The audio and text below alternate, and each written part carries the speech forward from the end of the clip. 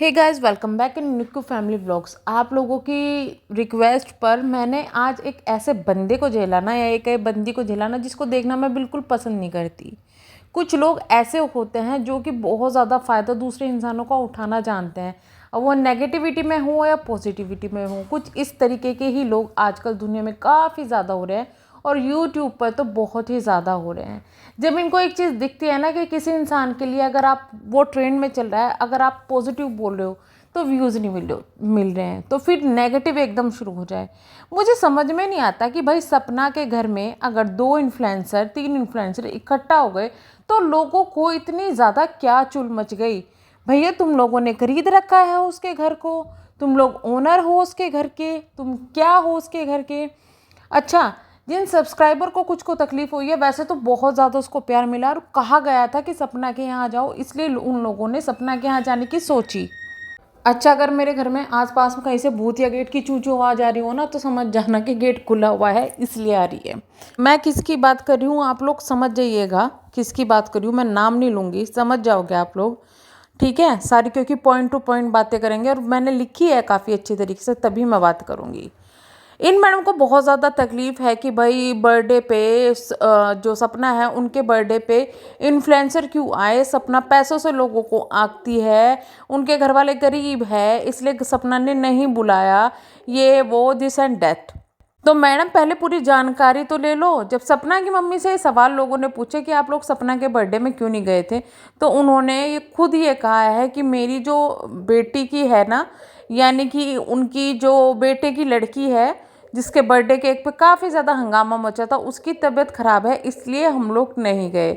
और सपना का जब ये केक वाला जो मामला हुआ था कि वो अपने घर वालों से नाराज़ थी, उसका बहुत सारे रीज़न थे। पहले रीज़न तो ये था कि उस समय टाइम बहुत ज़्यादा कम हुआ था। दूसरी बात यह है कि लोग उसको बहुत ज़्यादा बोल रहे थे कि ये है वो है, ना सिर्फ यूट्यूब पे, पर्सनली भी उसे काफ़ी ज़्यादा टोंट करे जाते, इस वजह से वो बहुत ज़्यादा परेशान थे।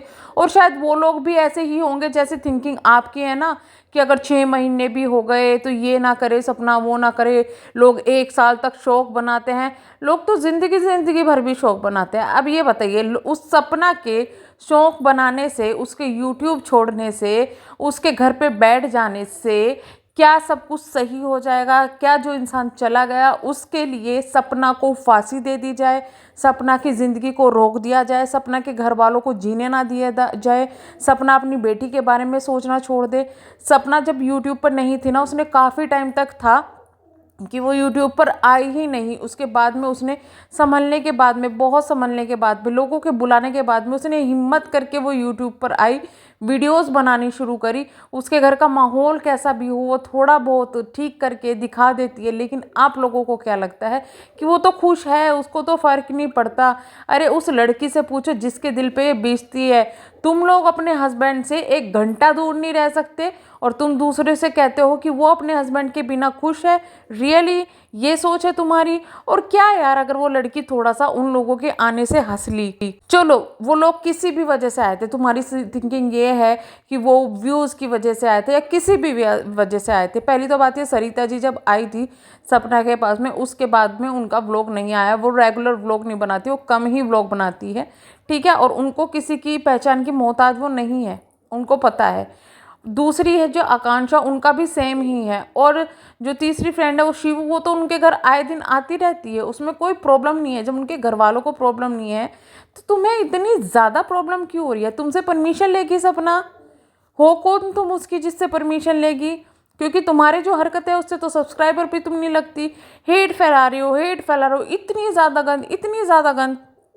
एक बात और बोली गई कि छिलका जी के लिए बोली गई कि वो अगर कुछ बोल दी है तो एफआईआर तक चली गई। इतना भी क्या बोल दिया था? एफआईआर करने के लिए तो बोली नहीं। सपना उस चीज़ के लिए एफआईआर करने के लिए नहीं गई थी। जब पूरी नॉलेज ना हो ना तो बोलना नहीं चाहिए। सपना तब गई जब उनकी जेठानी आई और जेठानी ने उनके पति को मारने का इल्ज़ाम सपना के ऊपर लगाया, दोनों पतियों के मारने का इल्ज़ाम लगाया। तब सपना और अपने पति को शादी करने के इल्ज़ाम लगाया। जब सपना एफआईआर कराने के लिए गई तो थोड़ी सी पहले नॉलेज ले लो। उसके बाद बोलना, सपना ने तो कभी ये नहीं कहा कि वो एफआईआर क्यों कराना चाह रही है, मैं एफआईआर कराऊंगी उसके ऊपर क्योंकि वो एफआईआर करा रही है। पहले थोड़ी सी नॉलेज लो फिर बोलो। इन मैडम को ये कहना है कि जब इनको कमेंट किया गया कि तुम राजीव जी की मौत को कैश कर रही हो, तो इन्होंने कहा कि सपना भी तो कर रही है, जिसका पति गया है जो वही कैश कर रही है। रियली में तुमको कहाँ से वो कैश करती हुई दिखे? अगर उसको कैश करनी होती ना तो वो स्टार्टिंग से ही जब राजीव जी गए थे तभी से वीडियो बनानी शुरू कर देती। वो इतनी संभलने की भी कोशिश ना करती, वो इस तरीके से न रहती, वो अपने अपने बारे में सोचती। लेकिन अब जब वो अपनी पूरी फैमिली के बारे में सोच रही है ना, उस लड़की को सैल्यूट है। उसके साथ जो 2 बार इस घर में हुआ ना, वो चाहे अभी भी वो इतना कमा रही है, 2 वो जो उसके चैनल है ना, उसकी पूरी इनकम सपना के पास में आती है। अभी भी वो चाहती ना तो वो अपनी दोनों बेटियों को लेके आराम से वहाँ से जा सकती थी, अच्छा खासा अपना घर चला सकती थी, अकेली रह सकती थी, इंडिपेंडेंट रह सकती थी, अकेली मौज में रह सकती थी, अपनी मर्जी से कुछ भी करो ऐसा कर सकती थी, ठीक है। और तुम जैसे लोगों का मुंह जब भी ना खुलता, क्योंकि तुम लोगों को बहुत ज़्यादा प्रॉब्लम हो रही है। लेकिन उस लड़की ने क्या चुना कि मेरे जो पति चले गए हैं उनकी माँ बाप की मैं सेवा करूँगी, उनके पास रहूँगी और अपनी लड़कियों को अच्छे संस्कार दूंगी। तुम लोगों को शायद यही प्रॉब्लम हो रही है ना। तुम लोगों को उस लड़की की बिल्कुल भी अच्छाई नहीं दिख रही है कि वो लड़की कितनी अच्छी है, कितनी सभ्य तरीके से अपने घर को संभालने की कोशिश कर रही है, लेकिन तुम लोगों को उसको बुराई दिखगी।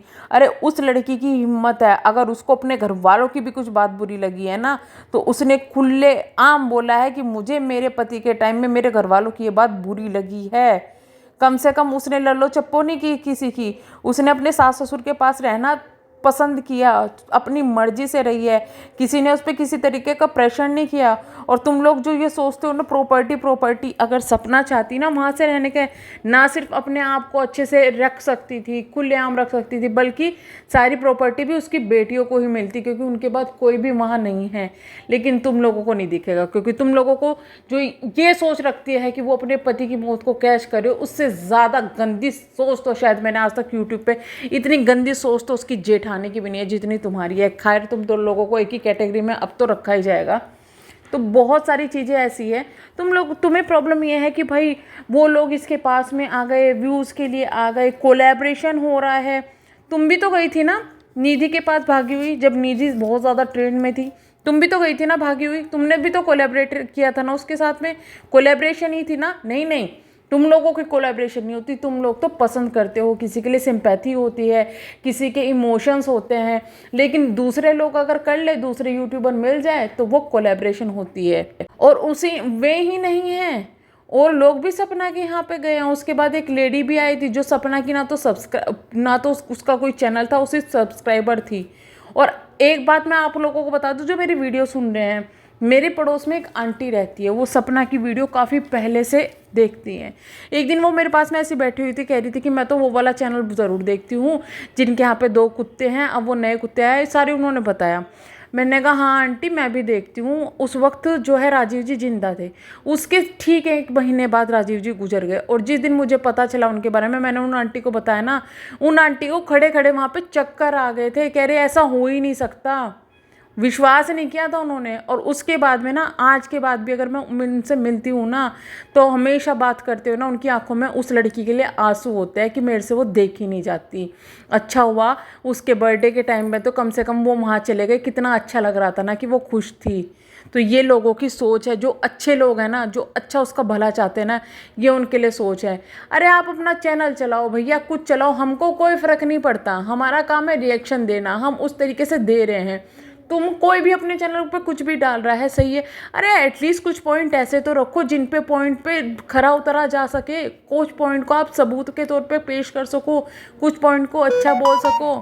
क्या इतनी भी नफरत जो हर समय आपको उस लड़की की बुराई दिख रही है, और वो भी इतना गंदा बोल रही है, इतना गंदा कि वो अपने पति के जो मौत है उसको कैश कर रही है। रियली कहाँ से कैश कर ली? अगर उस लड़की ने लहंगा पहन लिया ना, उसके कोलैबोरेशन पे आया, तो लोगों को इतनी मिर्ची लग गई, इतनी मिर्ची लग गई। उससे पहले वो चाहती सारे लहंगे पहन लेती, तुम लोग क्या उसका बिगाड़ लेते, क्या कर लेते? किस सोच में बैठे हुए हो? तुम्हारे घर पे आसपास में बच्चे हैं ना, बहू होंगी आने में तुम्हारी, यानी कि आने वाली होगी या आएगी इन दी फ्यूचर, जब भी तुम्हारी बहू आएगी तो उसको पहले ही कह देना कि बेटे हमारे यहाँ पे ना बहुत ज़्यादा कड़ी उसमें रहना पड़ता है, हमारे यहाँ तुम्हें इस तरीके की आज़ादी नहीं मिलेगी, क्योंकि तुम्हारी सोच वही है कि दब के रहे बहू। एक लड़की अगर किसी के साथ में कुछ हो जाता, आदमी को क्यों नहीं कहा जाता कभी किसी की वाइफ मर जाती है कि भाई तू खुश क्यों हो रहा है, तू बाहर जाके क्यों बैठ रहा है, तू ऐसे कपड़े क्यों नहीं पहन रहा। आदमियों के लिए क्यों ये रूल नहीं है, औरतों के लिए क्यों है। और वो अपने सारे सब कुछ कर तो रही है। कितना तरस आता है उस लड़की पे जब वो बोलती है कि अब मेरे लिए ऐसे ही कपड़े बने हैं। यार कुछ तो सोच के बोला करो, कुछ भी। मतलब मैं तो हमेशा ही चाहती हूँ यार, वो जिस दिन वो अच्छे कपड़े, जिस दिन उसने वो लहंगा पहना था ना, मैं सोच रही थी यार काश सारे पहनती है। जब उसने लास्ट में वो पहना ना, सच में इतना अच्छा लग रहा था ना उसके ऊपर वो। और उसने वो फिर भी बहुत ज़्यादा हिसाब से देख के पहना। अगर वो सारे भी पहनती ना, जब भी तुम जैसे लोग कुछ नहीं बिगाड़ सकते थे। और बोलो जितना बोलना है। और मैं ये कहती हूँ कि जो लोग कह रहे हैं ना मुझे कि इसके ऊपर रिएक्शन दो, इसके ऊपर बोलो, मैं एक बात बताती हूँ ना, ये औरत शुरू से ही रिएक्शन की भूखी है, शुरू से ही टाइमलाइन करने के लिए यही हरकतें करती है। ये खुद तो इन्होंने अपने पापा की जो मौत है उसको काफ़ी अच्छे तरीके से कैश किया। तुम्हारी लैंग्वेज बोल रही हूँ क्योंकि हमें ये लैंग्वेज बोलने की आदत नहीं है। तुमने भी तो अपने पापा की खबरें उड़ाई थी, उसी के बाद तो तुम्हारा चैनल चला। फिर थोड़ा डाउन गया तो निधि से जाके मिल ली है ना, उसके बाद फिर थोड़ा डाउन गया तो गाँव में जाके झोपड़ी बना के रहने लगी। फिर थोड़ा डाउन किया तो हस्बैंड के साथ लड़ाई बजने लगी। तो तुम भी तो ऐसी हरकतें करती हो ना, शायद तुम इसलिए ऐसी हरकतें करती हो, इसलिए तुम्हें दूसरे भी ऐसे ही लगते हैं।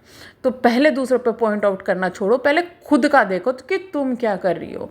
और मैं कहूँगी जो लोग चाह रहे हैं ना कि इस पर रिएक्शन मिले या इसके लिए बुरा इधर उधर बुरा बोलने से, किसी को बुरा बोलने से कोई फ़ायदा नहीं है। आज मैं इतनी सुना रही हूँ ना, कल ये इस चीज़ को ही उल्टा सीधा बोलेगी, मुझे पता है, मैंने देखा है इसको पहले से ही, ये ऐसी ही है। तो आप लोगों के लिए मैं यही कहूँगी, इग्नोर सबसे बड़ा मंत्र है, इग्नोर। ऐसे लोगों को इग्नोर करो। इन्हें जब तक देखोगे सिर्फ इसलिए कि तुम इन्हें देखो ये सब हो रहा है, चाहे उसमें जेठानी हो चाहे ये हो, लेकिन कुछ लोगों की सुइयां आके वहीं अटक जाती है, वहीं अटक जाती है, वहीं अटक जाती है। और ये बकवास बिल्कुल मत करना कि मैं भी यही काम कर रही हूँ। मुझे लोगों ने स्पेशली बोला है तुम्हारे ऊपर रिएक्शन देने के लिए, इसलिए दे रही हूँ। और जहाँ मुझे जो गलत लगेगा ना मैं उसके लिए बोलती हूँ। अगर मुझे कहीं सपना गलत लगेगी ना तो मैं उसके लिए भी बोलूँगी। लेकिन मुझे वो बच्ची अभी कहीं भी गलत नहीं लग रही है। उस 25 साल की बच्ची के ऊपर जो बीत रहा है और जितने अच्छे तरीके से वो अपना घर संभाल रही है ना, शायद ही कोई महिला ऐसी होगी जो इतने अच्छे तरीके से अपना घर संभाल पाएगी।